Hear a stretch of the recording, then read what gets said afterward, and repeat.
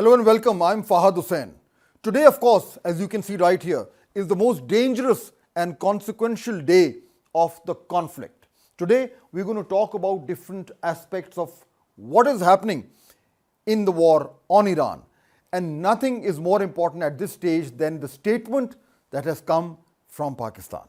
What has happened is that Iran attacked Saudi civilian infrastructure, as a result of which Pakistan's Foreign Office has now issued a statement which I think I would probably not be wrong in saying would have taken a lot of consultation, because at this particular moment, with the situation as sensitive as it is, this would have taken a lot of thought to give the statement.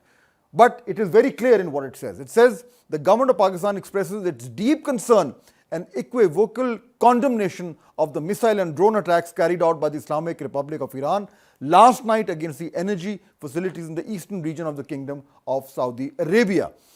Then it goes, Pakistan, of course, mourns the loss of life resulting from these attacks and strongly deplores the damage inflicted on vital infrastructure. The government of Pakistan conveys its sincere condolences to the families of the victims and firmly stands in solidarity with the government and people of the Kingdom of Saudi Arabia during this difficult time.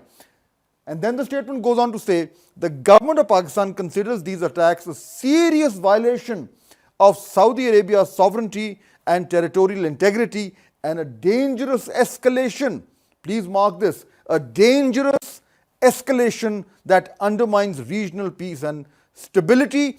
And finally, of course, Pakistan reaffirms its unwavering support for the kingdom's security. This, of course, links directly with the defense pact that Pakistan and Saudi Arabia have. Now, clearly, this means that Pakistan is at a stage where it is almost on the verge of perhaps getting a breakthrough in terms of the conflict between Saudi Arabia, between US and Iran. This incident coming at the time that it did has obviously created a lot of complications for all concerned, and in that context, I think the statement, Pakistan had no choice but to issue the statement, and this has also been followed by another statement by the Corps Commanders Conference, who also condemned this attack on Saudi Arabia and said very clearly that Pakistan stands categorically for the defense and territorial integrity of Saudi Arabia. Now, all of this is happening when President Donald Trump has just issued this new post, which has created an earthquake because of the language in the way that he's expressed his, for the lack of a better word, sentiments. And he says, a whole civilization will die tonight, never to be brought back again. I don't want to do that, want that to happen, but it probably will. However, now that we have complete and total regime change where different, smarter and less radicalized minds prevail, maybe something revolutionary and wonderful can happen. Who knows? That's typical Trump. We will find out tonight, one of the most important moments in the long and complex history of the world, 47 years of etc., etc., etc. So he's now once again threatened to wipe out the entire Iranian civilization. And of course, there is outrage over this post that he's just fired off, and it is already facing a lot of backlash. And this is connected directly to what he's threatening. This map that you can see right here actually shows the power plants in Iran. And we've heard the American president saying in no uncertain terms that he's going to target all of these plants or many of these plants. And we've also heard very clearly from all international legal experts that this would constitute a war crime. Threat to bomb power plants and bridges amount to war crimes? No, not at all. No. I hope I don't have to do it. But again, I just said 47 years they've been negotiating with these people. They're great negotiators, and because they're not going to have a nuclear weapon. As you can see, the ones marked in red are gas power plants. The one in blue are hydro, and then of course the one in there's coal, and this one is the nuclear one, which has already been targeted, and this is the list of the power plants that you see here. So if Trump were to actually go through with this threat, this would clearly mean the kind of escalation that we could not have ever dreamed of. And please remember, Iran has also said in no uncertain terms that if this were to happen, they would respond in kind, which essentially means that they're going to then start targeting the same kinds of infrastructure on the other side of the strait, which means the Gulf countries. Now, all of this happened when there was talk about some breakthrough in terms of the negotiations that were happening through Pakistan. Initially, if you remember, the Americans sent a 15-point proposal, which I'm just going to share with you shortly, through Pakistan to Iran. They read those points and they rejected them categorically. Then in return, for a long time, there was no response from Iran. And then now, very recently, they've issued their own 10-point plan, which has been reported by multiple newspapers, including the New York Times, and who are in turn quoting the Iranian state media. Now, we don't have a list of all the main points, but some of the information that has come out actually points to what Iran is now looking for, which essentially means a guarantee that Iran would not be attacked again, end to Israeli strikes against Hezbollah in Lebanon, and the lifting of all sanctions. Iran would lift its de facto blockade of the key shipping route through the Straits of Hormuz if it were to get all of these. Iran would also impose a fee of roughly $2 million per ship that it would split with Oman, which of course is right on the other side of the strait, and then Iran would use its share of the proceeds to reconstruct its infrastructure destroyed by American and Israeli attacks rather than demand direct compensations. Now, these are the points that are being reported. Unofficially, there's no official verification or no official statement that says that these are actually the points, but so far there has been no contradiction also. So we are clearly looking at some space for negotiation. We still don't know how the Americans would respond to it. What we are hearing is that a lot of influential American voices are saying that this plan which Iran has given is something that could be considered very seriously in America.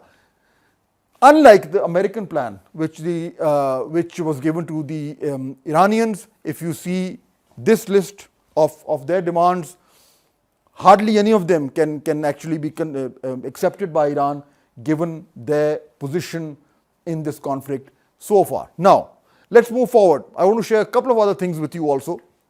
Looking at this particular conflict, you can see that one of the key points that Iran has actually mentioned in their demands is that they are willing to share the fees for or the transit fees of ships passing through the Straits of Hormuz with Oman. And this shows you why that makes sense, because this is the Straits of Hormuz, as you can see right here, and here's Oman, there's Iran, and this is the Omani territorial limits or territorial waters. So any ship that passes through the strait also passes through some of Oman's territorial waters, which essentially means that this formula, were it to actually be agreed upon, would mean that Oman and Iran would then share the profits. So if it's $2 million, the figure that has been quoted by Iran, $2 million per ship, then it would be $1 million each for Oman and Iran, and that would given the traffic, which I'm just going to show you, given the traffic passing through the Straits of Hormuz, that's not going to be just a petty change. All of this was boosted by this tweet this morning. This morning, the Iranian ambassador in Pakistan posted these words, these sentences, and they led to a flurry of excitement or anticipation that perhaps something good was happening. He said Pakistan's positive and productive endeavors in goodwill and good office to stop the war is approaching a critical, sensitive stage. Stay tuned for more. Of course, which means for the first time that Iran is also showing some encouraging signs of where this negotiation may go. But of course, after that, we have no other proof that things are actually moving in the right direction. What proof we do have is of the traffic of the Straits of Hormuz, and I've mentioned this is the latest satellite picture as of just a few hours ago today, and it shows very clearly that the ships parked on the Arabian Sea side and on the other side are still very much there. There's very little movement except for these few ships which are passing by, and of course these few ships, these red dots that you see, these are the ships that seemingly are the ones who have permission from the Iranian government to actually pass through. And as I mentioned earlier, Pakistan also has that permission. Now, given all of this, we can very safely say that the conflict is situated at a very critical juncture. Your messaging on the war has moved from the war is coming to an end to war going to be bombing Iran to the Stone Ages. Right. And we've heard a range of those Sure. kind of messages. So which is it? Are you winding this down Can't tell you. or are you escalating I can't tell it? you. I don't know. I can't tell you. Depends what they do. This is a critical period. It could go either way. President Trump's deadline is only a few hours away. If his tweet is anything to go by, his post is anything to go by, he's referred to both eventualities. The worst kind and the best kind. And at this stage, we can only hope that sanity prevails, Pakistan's diplomacy prevails, and we get peace.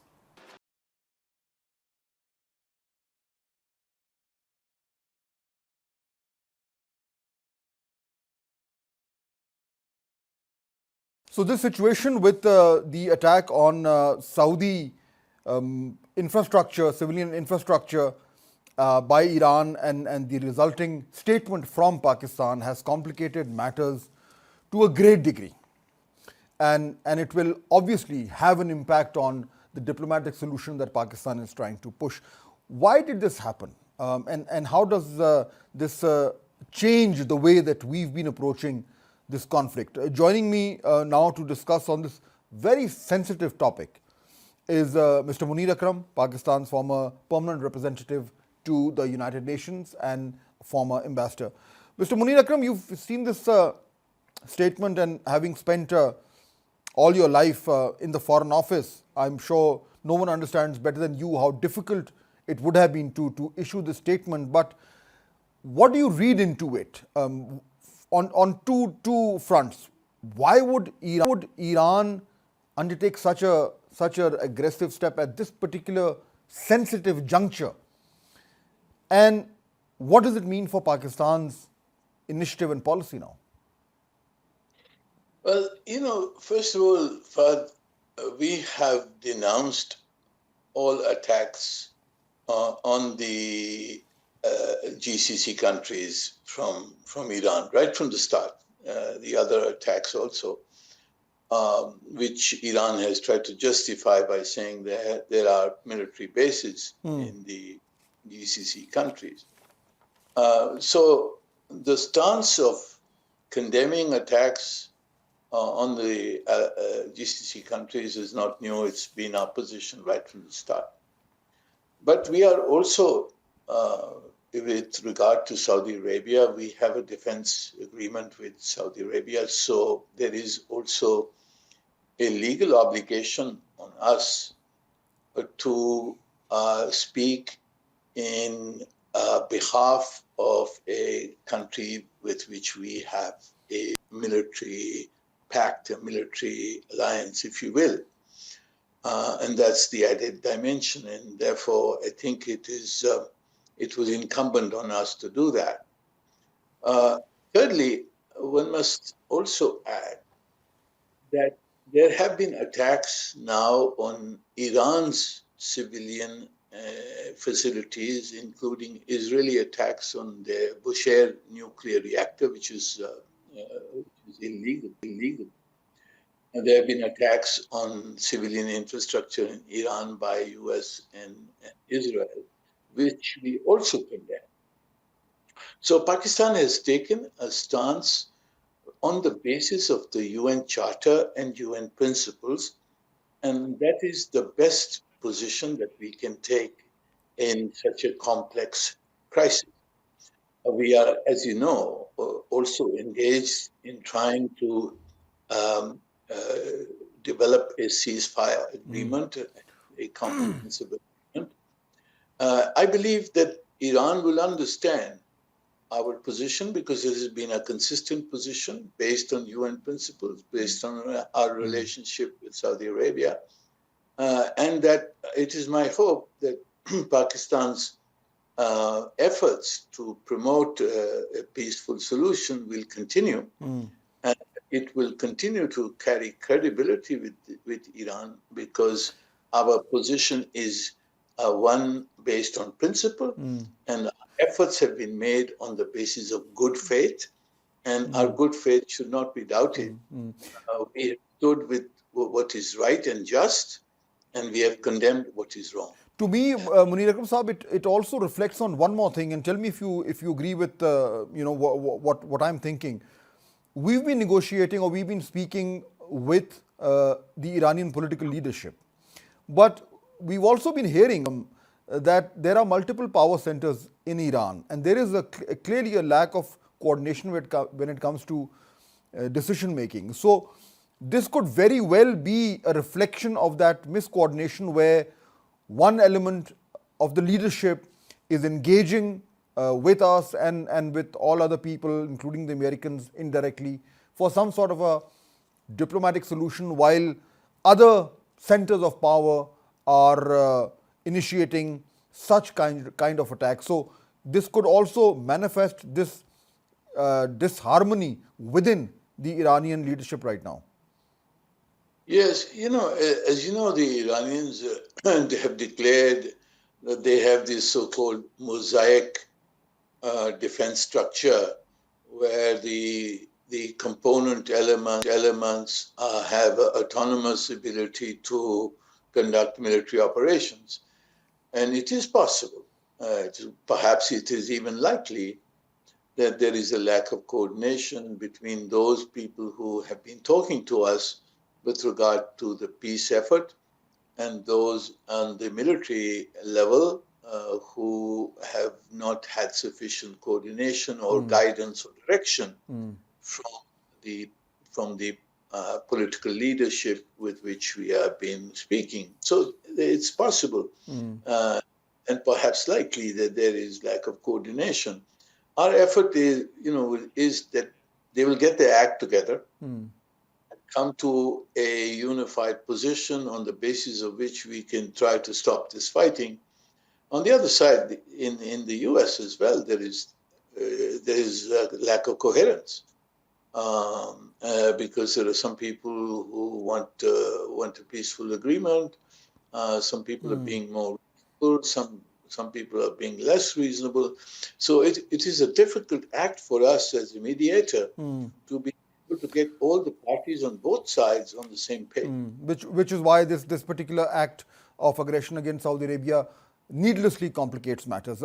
Ambassador Munir Akram, thank you very much for joining us. We have to take a quick break, but when we come back, one of the world's foremost nuclear policy experts joins us and tells us what may happen to Iran's nuclear program after this break.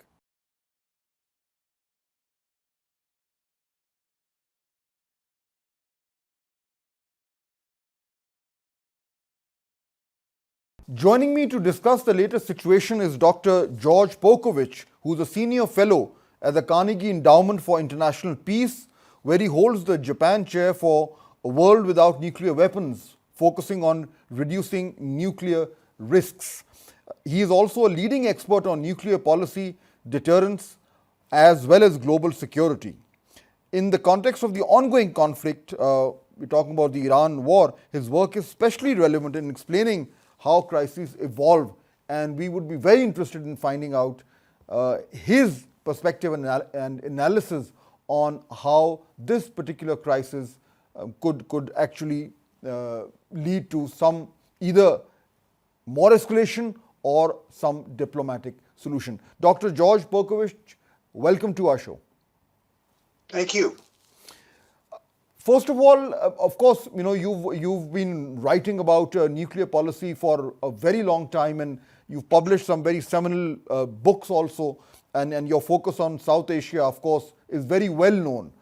But if you're looking at the present crisis in Iran, and particularly today, we are at a very critical juncture because the threat issued by the American president to start targeting Iranian power plants and civilian infrastructure is only some few hours away, even though there's a lot of diplomatic activity going on to try and find some off-ramp.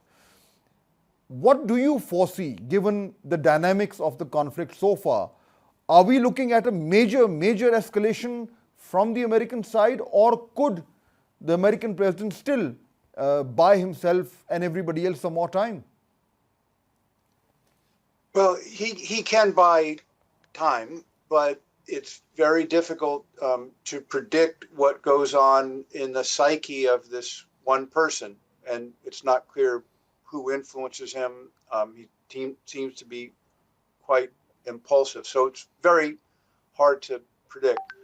Having said that, I think many people would that carrying out the threats that he's made to bomb civilian infrastructure would be illegal internationally, and others would regard it that way. Not that President Trump cares about domestic law or international law, but the political ramifications of doing that, I think, might slow him down and make him look for a way to buy time and further the possibility of diplomacy. And I think the Iranians, whoever are making the decisions there, and I certainly don't know who that is, but I think have been making gestures suggesting that they're trying to show that there's enough possibility of diplomacy to enable President Trump to say, well, my threats have worked. We are making progress diplomatically, and I'm going to be a hero to the world, a peacemaker. So I will give it 2 more days and buy some time that way. Because, as you said, Iran has also responded. And their state media has already mentioned a 10-point proposal that they've handed through Pakistan to the US negotiators. And we don't have the details of all the 10 points, but what we are hearing is that there's a lot of material in that proposal which sounds very reasonable, including some proposal about charging fees for shipping traffic going through the Straits of Hormuz, and also lifting of sanctions. In return, I think they demand that they offer that they would open the Straits of Hormuz. So clearly, they've softened to some extent also. Now, the bigger question, of course, Dr. Perkovich, is that if there is some serious consideration to this proposal, do you think America could commit some guarantees that would also force Israel to follow suit? It's a great question. I shouldn't chuckle. Look, what a big challenge for the Iranians all along has been: would the United States fulfill any promises that it makes in diplomatic agreements? So there was the agreement in 2015 that resolved the nuclear crisis for some time with Iran. This was embraced by the UN Security Council. But of course, we know President Trump came to power and withdrew the US from that agreement. And that's kind of what got us onto this pathway where we are today. So from an Iranian point of view, U.S. promises to relieve sanctions, to do anything, are not very reliable. You would like other international guarantors, and you also would hold back key things that the U.S. wants as leverage to try to make the U.S. Live up to its side. So, for example, you would hold back the uranium that you have in Isfahan and in Natanz. Making Israel also fulfill any kind of promise is adds to that difficulty of making the U.S. do it. And so I don't see there's no way that Iran could be guaranteed about Israeli performance. But I think you just would try to get the American president to say that he would do everything he could to have Israel live up to any kind of commitment. But there are no guarantees, and I think the Iranians know there are no guarantees, and that's why they're going to try to keep leverage as much as they can. And that is also why they would want to make sure that they do not commit anything regarding their nuclear program or their missile capability or any other military capabilities that they've displayed during this war. They would not want to compromise on that one bit then. Well, I think they can on the nuclear piece. I don't think they will on the missiles for obvious reason. On the nuclear piece, I think they can for the following reasons. I think your logic is right, but there's some medium ground there. The Iranians for decades have determined that they did not actually want to make nuclear weapons. They wanted to have the capacity to make them, an option to make them, but without actually assembling them, as, for example, Pakistan and India and Israel have done. That was part of what Trump didn't like about the agreement in 2015. I think Iran can keep some of the enriched uranium, but offer to blend it down, do certain things that would enable President Trump to say that he has greatly reduced the nuclear threat. Iran's not going to get the bomb, but Iran keeps some of that material and then offers an international project with others in the Gulf, with the Arab states, to use that material to make nuclear fuel in the future. So it becomes kind of a promising vision of a civilian application of this material. And that buys time because it would take a lot of time to build such a consortium and no one needs that fuel yet. And so it's a way to say, look, we'll be positive. We won't get a bomb. This has civilian use, but it's going to take years. So don't do anything to destroy that prospect. That's what I would expect the Iranians to propose. But that makes sense. But Dr. Perkovich, if you look at the way that the nature of the conflict has changed in the last couple of years with the rule-based international order now giving way to states like the US or Israel, or I would add India, who would have no problem launching aggressive attacks on other countries. And the lesson that we are learning is that if you are a nuclear power country like Pakistan, then clearly there's a limit to the kind of aggression you can face. And that lesson is now being learned in Iran and also so many other countries who thought that they would be immune to it, immune to such dangers because of A, international treaties like the NPT or military guarantees from superpowers like the US. So if that international structure of security is breaking down and all these countries are taking different lessons, then what happens to this whole non-proliferation regime that we've had for decades? Yeah, look, that was a very, very good summary of what I at least believe is happening now. And so very complicated stuff. You said it very clearly. I agree with what you said. That's a challenge. But the Iran example, its history shows actually how hard it is to get nuclear weapons if big powers want to stop you. So I started working on the Iran nuclear challenge in 1993. So 33 years ago.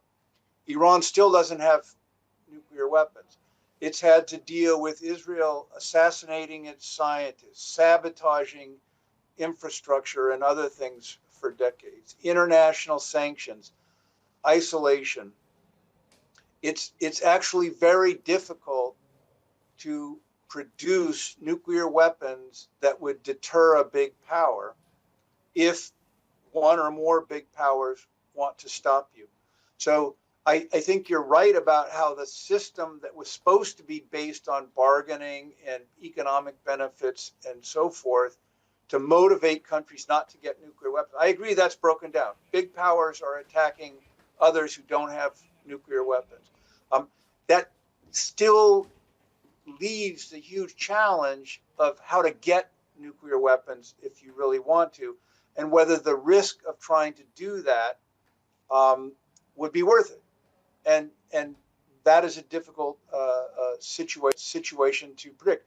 The countries now that people think would be most interested in getting nuclear weapons are South Korea, perhaps Poland, perhaps Turkey. So these are NATO members of an alliance with the U.S., who are worried that the U.S. will not reliably protect them anymore. And that's a reasonable worry. So it's a different challenge than what Pakistan faced when it acquired nuclear weapons, or Iran, but it's still a very difficult thing to do, to get nuclear weapons. It may be very difficult, and you're right, and we are seeing that it becomes much more difficult for those countries who are on the wrong side of the United States. That much we've seen. But those countries who are on the right side of the US, for example, I'm just naming a few names, if you look at Germany or Japan or some other countries who perhaps do not have any intention of launching attacks on the US. So what I'm trying to say, Dr. Perkovich, is that there's a clear double standard here. And this is no breaking news, this is no secret, everybody knows that. But because we were living under a certain regime, everybody tended to follow it.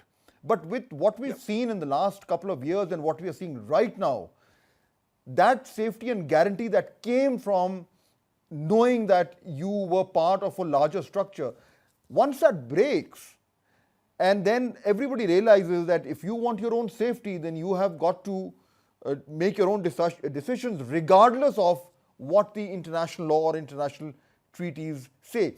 If we want to retain that, because I think we'll all agree, Dr. Perkovich, that we don't want too many more countries having nuclear weapons. We all would probably agree with that. But if we want to bring that kind of a non-proliferation incentivization back into the system, global system, how do we do that? Because clearly the Americans are not, or the Israelis are not helping us bring that world back.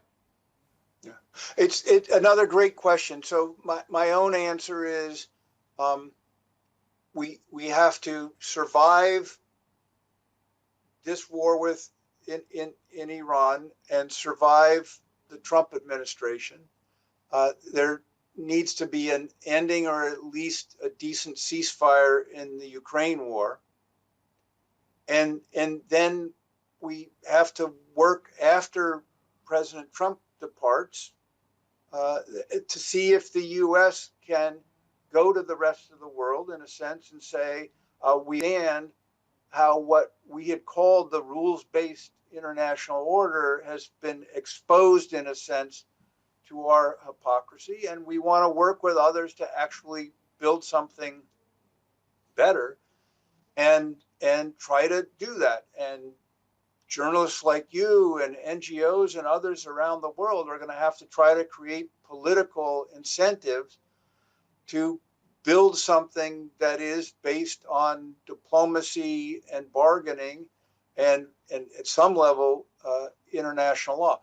Donald Trump's not going to do that. Vladimir Putin's not going to do that. Bibi Netanyahu is certainly not going to do that. So my honest answer, as I look at it, is we have to try to end these current wars and then bring in new leaders who will try to do that. There's certainly no guarantee of it. It's a very, very bad situation. In fact, it is you're absolutely right. It's a really bad situation. In fact, it is so bad, Dr. Perkovich, that we are hearing things that we never thought that we would ever hear. We've always feared the worst nightmare was two nuclear nations going at each other. And of course, the India-Pakistan conflict suddenly brings up that nightmarish scenario, which is why there is a deterrence. But this is the first time that we're actually hearing or hearing fears that in this present conflict, if it were to escalate, there are genuine fears that the aggressing party might start thinking of the nuclear option. Is that something that you also fear? Yes, but only because I've been doing this for a lot of years. I don't think that's going to happen. Let me try to reassure you and the audience and myself. I don't think it's going to get there. Having said that, clearly this war has not gone the way that President Trump and Prime Minister Netanyahu thought it would. It's been much more difficult, much longer. Just as the Ukraine war didn't go the way Putin thought it would. I mean, we're more than 4 years into that war. Why I say all that is, yes, things can escalate and get bigger and go beyond what any leader intended at the beginning. So that is worth worrying about. Having said that, I think the threat to the United States physically and to U.S. people and territory is very, very small, and so hard to imagine that warranting the United States using nuclear weapons. Similarly, for now, the threat to Israeli people in Israel is, while it's real, and they're having to go to bomb shelters every night and everything else, still doesn't come close to the threshold where you can imagine Israel using nuclear weapons. So we're a ways away from that. But we're certainly past where any of these leaders thought things were going to go. And so that's the reason to be cautious.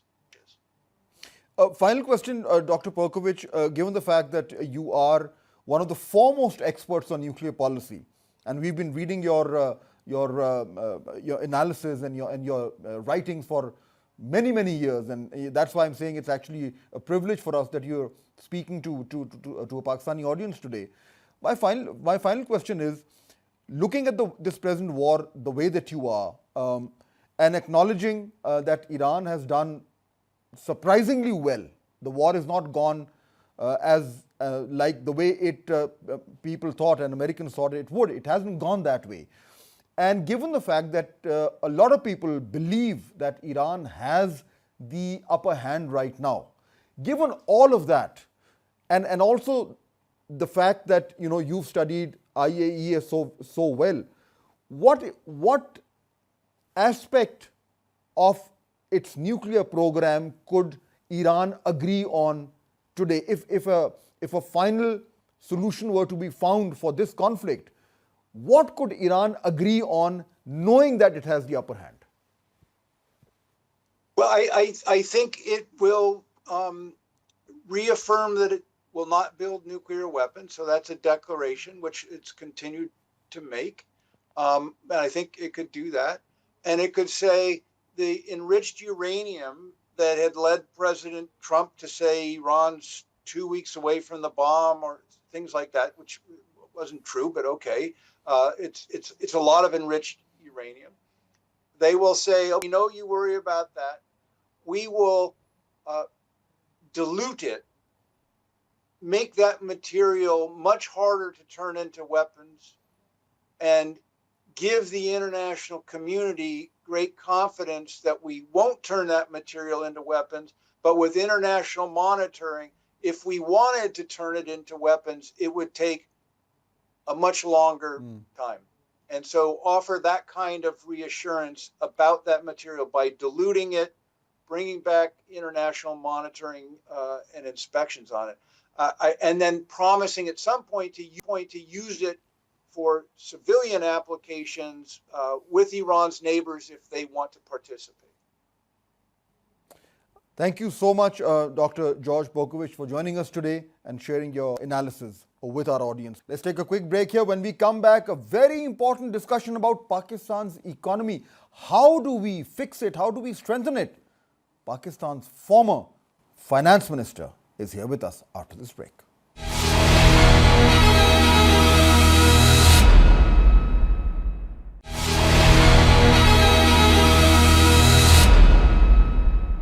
So let's talk about the economy, because even yesterday when we had a segment on what ails Pakistan's economy, the major thrust was that we are doing very well in terms of our diplomacy and our military muscle that we've proven time and again.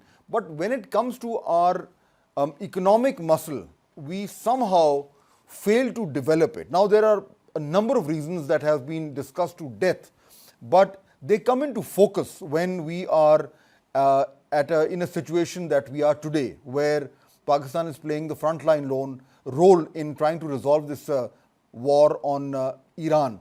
And repeatedly, there is mention of if Pakistan was slightly better off economically, our impact, our influence would have been far more on the situation than it is today. So why can't we get our economic act together? This is a key question which somehow bedevils every government.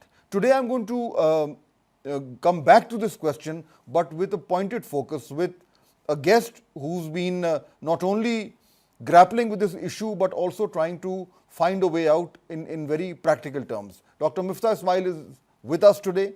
He is currently the General Secretary of the Pakistan Awam Party and also Pakistan's former finance minister. Dr. Miftah Ismail, welcome. First time you're coming to our show and our channel. And congratulations on a new channel and new show. Thank you. Good to have you here.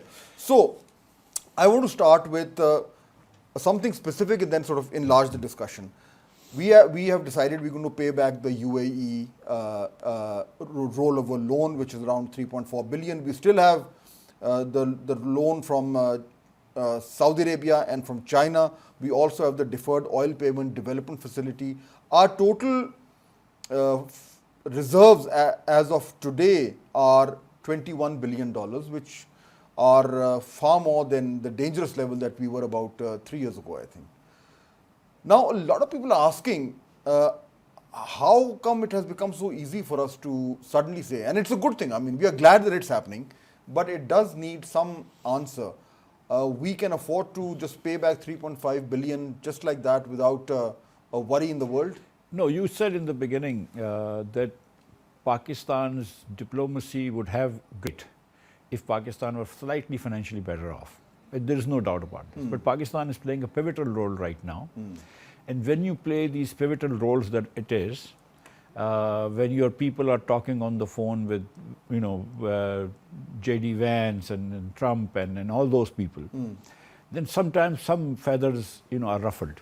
Right. And UAE probably is not particularly happy. I mean, it hasn't been happy with Pakistan for a few months now. So this is the cost of, of having a sovereign policy. This is the cost of having an independent foreign policy. Sometimes your foreign policy helps you get, but sometimes the foreign policy makes other countries want their money back, which is fine. I mean, this is not going to kill us. We may be able to borrow this money from other sources. We may not be able to borrow this money. I have a feeling that we would be. But it's not going to be the end of the world, because as long as the current account deficit is under control, this is not going to... And that is under control. So far it is under control. Obviously, with the increased price of petrol and gas and diesel and all that stuff, our cost of imports will go up. I think that the State Bank of Pakistan will have to play a little bit more of an active role in terms of interest rates, in terms of maybe, restricting imports a little bit, informal restrictions on import. But yes, we need to control the current account deficit. So that's settled, that, we won't have too much of a problem paying back the UAE loan. Connected to that, of course, is the fact that oil prices are rising, and we've had to increase the petrol price and diesel price by quite a big margin. And you have also been arguing that the heavy petroleum levy is something where there is some space for the government to make sure that it can ease the burden on the people. And I think maybe somebody heard you when the Prime Minister decided to cut back that levy. But obviously, if this conflict continues the way it is, what can the government do? So I've made 2 or 3 arguments. One is that when on the 1st of December or 1st of April or the 31st of March, the price of petrol to 384 rupees, 454 rupees, sorry, 454 rupees, 40% of that money was in taxes. So I said, that's a little too much taxes, 40%. You know, if the price is going to be raised, you know, to 454, then the taxes should not be 40% of that. And I think that there was a lot of people who agreed with me, a lot of anchors who agreed with me, and a lot of people put pressure, and the government actually took a step back the very next day. This government is not known for its courage anyways, the political government. So, I mean, I've made them take a step back even for solar when they were trying to punish solar consumers. But the other argument that I'm making is not with the petrol prices, but with diesel prices. 70% of diesel that we consume in Pakistan is refined in Pakistan through imported crude or local crude. 30% is imported. The government of Pakistan gives imported diesel price to everybody because the imported prices become excessively high these days compared to if the refinery price that we do in Pakistan. So the refineries are making excessive profit. So what I'm suggesting is that you bring the prices down to around where the refineries are making normal profit and not excessive profit, and that's going to relieve and the public and bring the price of diesel down by 100 rupees. Actually, there is a 150 rupee difference. 50 rupee tax you put, and that tax will compensate PSO for the losses against imported diesel, but you bring the price down by 100 rupees. That the government can easily do. So if you're trying to bring the price of diesel down, then if I understand you correctly, that means that the reduction would mean some reduction in the taxes that the government gets and some in the profits that the oil marketing company. No reduction in taxes. Only reduction in the profits of not even oil marketing company, just the 5 oil refineries in Pakistan that are making such excessive profits that they're actually delaying their board meetings because they don't want to publicize how much profits they're making right now. These guys made 75 billion extra profit compared. The thing is, we have a good formula, Platt's formula, and normally it works well. But during wartime, the Platt's formula has really taken off, much more so than even the crude price has gone up. And so the refineries are making excessive profits.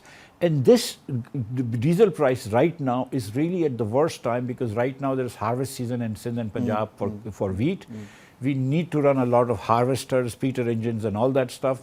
The farmers need to buy diesel, and they're going to be really losing a lot of... If it doesn't even mean cutting back on taxes, then this, on the face of it, it looks like a low-hanging fruit.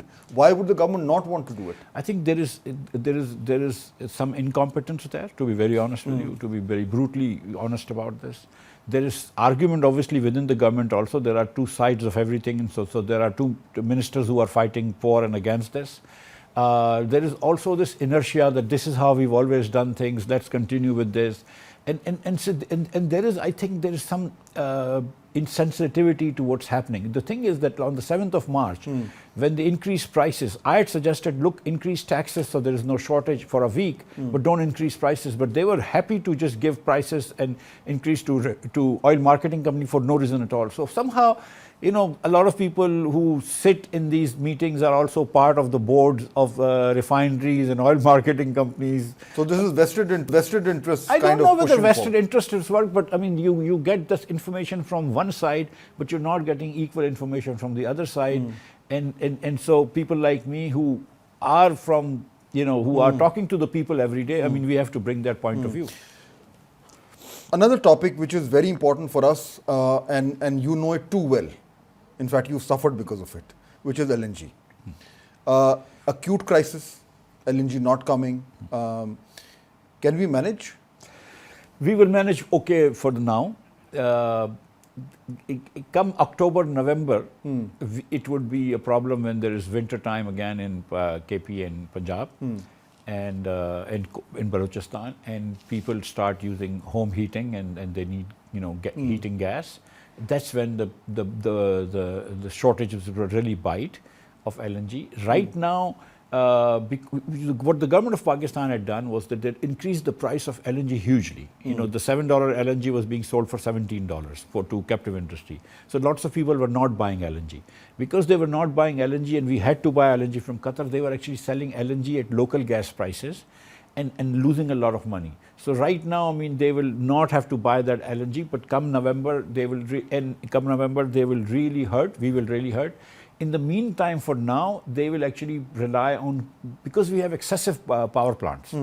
So we can run furnace oil power plants, we can run coal power plants, we can run LNG power plants. So we will actually just be running coal power plants and not running the LNG power plants, except during some peak hours and some.